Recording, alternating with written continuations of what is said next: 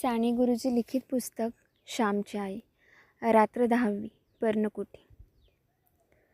मला पण नेरे भाऊ गोष्ट ऐकायला. रोज रोज तू जातोस. आई सांग ग भाऊला मला घेऊन जायला. वच्ची भाऊच्या पाठीस लागली होती. तेथे पेंगायला लागशील. तू कशाला येतेस तेथे, भाऊ म्हणाला. नेरे तिलासुद्धा तीही ऐकेल.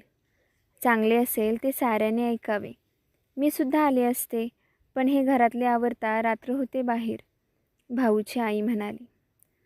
शेजारची भीमी जाते, ती हंशी जाते, हरणीलाही तिचा भाऊ नेतो. तू नाहीस का रे माझा भाऊ. वच्ची केविलवाणी होऊन आपल्या भाऊच्या हृदयाला पाजर फोडीत होती. चल तेथे मग मला झोप येते, चल घरी अशी घाई लावलीस तर बघ मात्र. असे बजावून वच्चीलाही तिच्या भावाने आश्रमात नेले. आश्रमातील ही गोष्टीरूप प्रवचने ऐकावयास मुले मुली येऊ लागली. मोठी माणसेही ज्यांना वेळ असतो ती येत असत. वच्ची व तिचा भाऊ आले. ती गोष्ट सुरूही झाली होती.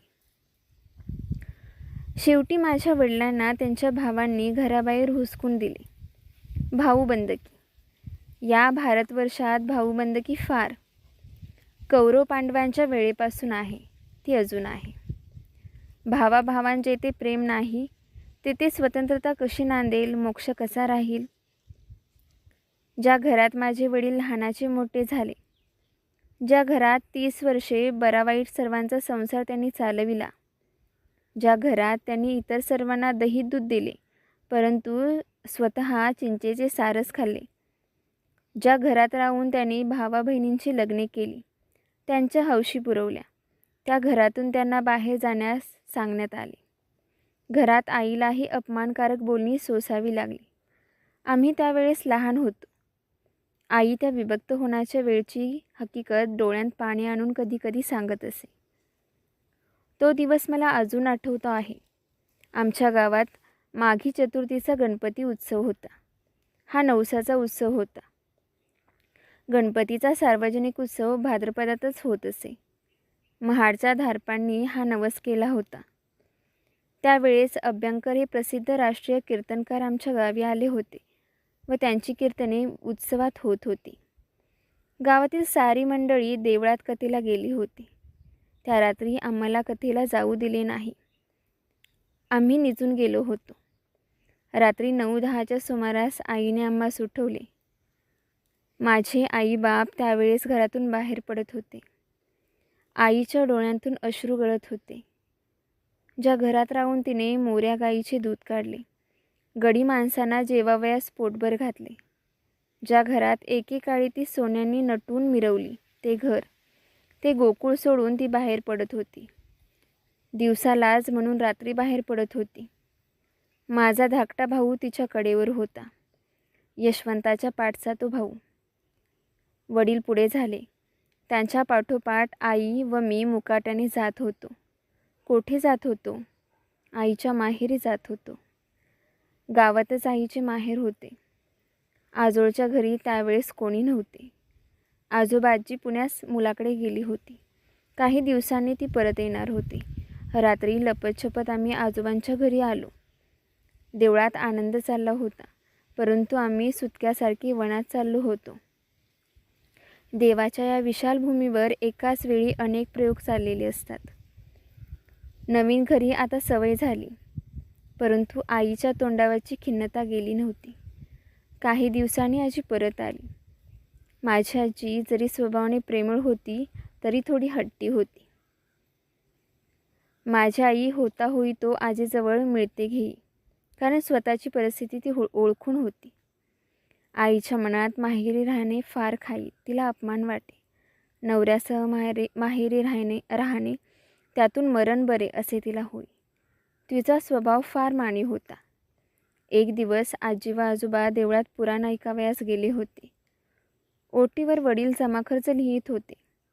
आई ओटीवर गेली व म्हणाली, माझ्याच्याने येथे अतपर राहवत नाही.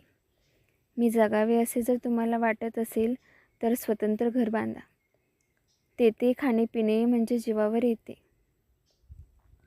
वडील म्हणाले, अगं आपण आपलेच भात खातो ना, फक्त येथे राहतो. घर बांधणे म्हणजे का थट्टा आहे. तुम्हा बायकांना सांगायला काय? पुरुषांच्या अडचणी तुम्हाला काय माहीत? आई एकदम संतापून म्हणाली. तुम्हा पुरुषांना स्वाभिमानच नाही मुळी. माझे वडील शांतपणे परंतु खिन्नपणे म्हणाले. आम्हाला स्वाभिमानच नाही. आम्ही माणसेच नाही जणू. दरिद्री माणसाचा सारी दुनिया अपमान करते. मग बायको का करणार नाही? कर तूही अपमान कर. तूही वाटेल ते बोल. वडिलांचे शब्द ऐकून आईला रडू आले. तुमचा अपमान करावयाचा माझा हेतू नव्हता हो. उगाच काहीतरी मनास लावून घ्यावयाचे. पण मला इथे खरेच राहावेसे वाटत नाही. मलाही का राहावे असे वाटते? परंतु तुला आपली परिस्थिती माहिती आहे ना. कर्ज आहे, त्याचे व्याजही देता येत नाही. घर कशाने बांधावयाचे? कसे तरी गुरांच्या गोठ्यासारखे नाही ना घर बांधावयाचे. त्यात राहणे म्हणजे अपमान असतो. वडील आईची समजूत करीत म्हणाले. गुरांचा गोठाही चालेल, परंतु तो स्वतंत्र असला, आपला असला म्हणजे झाले. अगदी साधी गवतारू झोपडी बांधा. तेथे राहण्यात मला अपमान वाटणार नाही, परंतु माहेरच्या माणसांकडे येऊन राहणे नको. माझ्या भावांच्या बायका उद्या आल्या तर त्याही एखाद्या वेळेस अपमान करतील. आधीच येथून जावे. मोठ्या कौलारू घरात राहण्यापेक्षा पानाची झोपडी बरी. अशी झोपडी बांधाव्यास फार खर्च नाही येणार. या माझ्या हातातील पाटल्या घ्या. या पुरल्या नाही तर नथही विका. नथ नसली, पाटली नसली तरी अडत नाही. कोणाकडे मत जावयाचे आहे? आपली स्वतंत्र हीच आपली शोभा. कपाळाला कुंकू व गळ्यात मंगळसूत्र एवढे मला पुष्कळ झाले. स्वतंत्रता गमावून ही नथ व ह्या पाटल्या कशाला? असे म्हणून आईने खरेच नथ व पाटल्या वडिलांच्या पुढे ठेवल्या. वडील स्तंभितच झाले. तुला इतके दुःख होत असेल हे नव्हते मला माहीत. मी लवकरच लहानसे घर बांधतो असे वडिलांनी आश्वासन दिले. माझी आई सांगते की स्वतंत्रता मिळवण्यासाठी दागदागिने फेकून दे. स्वातंत्र्याचा साज, स्वातंत्र्याचा शृंगार हा सर्वांना शोभादायक व मौल्यवान शृंगार होय. आमच्या वाटणीस आलेल्या लहानशा जागेवर झोपडी बांधावयास आरंभ झाला. मातीच्या भिंती होत्या, कच्च्या विटा. त्यात कोकणात मापे असतात. विटाहून आकाराने मापे मोठी असतात. ह्या मापांच्या भिंती उभारल्या. घर गवताने शाकारिले. घरातील जमीन तयार करण्यात आली. अक्षय तृतीयेच्या मुहूर्ताने नवीन घरात प्रवेश करण्याचे ठरले. आईला वाईट वाटत होते व आनंदही होत होता. शेजारी दिरांची मोठमोठाली घरे बंगले होते आणि आपलेसे लहानसे गवतारू घर असे तिच्या मनात येई. परंतु पुन्हा ती म्हणे, काही झाले तरी हे स्वतंत्र आहे.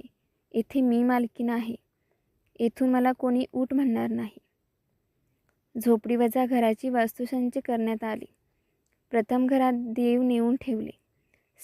मग सामान नेले. नारळाचे घाटले आईने केले होते. प्रसंग साजरा केला पाहिजे होता. सारा दिवस गडबडीत गेला. वडील लोकांना सांगत होते, तात्पुरते बांधले आहे, पुढे मोठे बांधू. पण आई आम्हास म्हणे, यांच्या हातून मोठे घर आता केव्हा कोठून बांधले जाणार? मला मोठे घर आता देवाकडे गेल्यावर मिळेल. परंतु ही मठीच माझा स्वर्ग आहे. कारण येथे मी स्वतंत्र आहे. येथे मिंदेपणा नाही. येथे खाल्लेली मीठ भाकर अमृताप्रमाणे लागेल. परंतु परक्याकडे खाल्लेली बासुंदी पुरून नको. त्या दिवशी रात्री आम्ही अंगणात बसलो होतो. आकाशात तारे चमकत होते. चंद्र केव्हाच मावळला होता. आईला धन्यता वाटत होती. घर लहान होते, परंतु घराच्या पुढे व मागे मोठे अंगण होते. हे अंगण हे जणू खरे घर. आई म्हणाली, श्याम, नवे घर तुला आवडले का? मी म्हटले, हो, छान आहे आपले घर. गरिबांची घरे अशीच असतात. आपल्या मथुरेचे घर असेच आहे. तिला आपले घर फार आवडेल. माझे शब्द ऐकून आईला वाईट वाटले. जी मथुरी आमच्याकडे कांडायला येई तिच्या घरासारखे आपले घर नाही. आईला वाईट वाटले नाही. ती म्हणाली, होय, मथुरी गरीब आहे, परंतु मनाने श्रीमंत आहे. आपणही या लहान घरात राहून मनाने मोठी होऊया, मनाने श्रीमंत होऊया. होय, आपण मनाने श्रीमंत होऊ, खरंच होऊ, मी म्हटले. इतक्यात आकाशातून एक तारा तुटला. आई एकदम गंभीर झाली. धाकटा भाऊ म्हणाला. आई, केवढा ग तारा होता? आई गंभीरच होती. ती म्हणाली, श्याम, तुझ्या आईच्या जीवनाचा तारा लवकरच तुटेल असे तर नाही ना तो सांगत. ते वरचे मोठे मोकळे सुंदर आकाश मला तर वर नाही ना बोलावीत. मला बोलावण्यासाठी तर नाही ना आला तो वारा. नाही हो आई, तो हे आपले स्वतंत्र घर पाहण्यासाठी आला आहे. त्याला आपले साधे घर, हे स्वतंत्र घर स्वर्गापेक्षाही अधिक आवडले असेल. यमुनेच्या पाण्यात गोपाळाने हात धुतल्यावर जे चितकण पाण्यात पडत ते खाण्यास स्वर्गातील देव येत, असे त्या हरिविजयात नाही का? तसे हे घर पाहावयास ते तारेही येते, कारण आपल्या घरात प्रेम आहे, तू आहेस, मी म्हटले. माझ्या पाठीवरून वात्सल्याने भरलेला हात फिरवीत आई म्हणाली, श्याम, कोणी रे तुला असे बोलावयास शिकवले? किती गोड व सुंदर बोलतोस. खरंच आपले साधे सुंदर घर ताऱ्यांनाही आवडेल, साऱ्यांना आवडेल.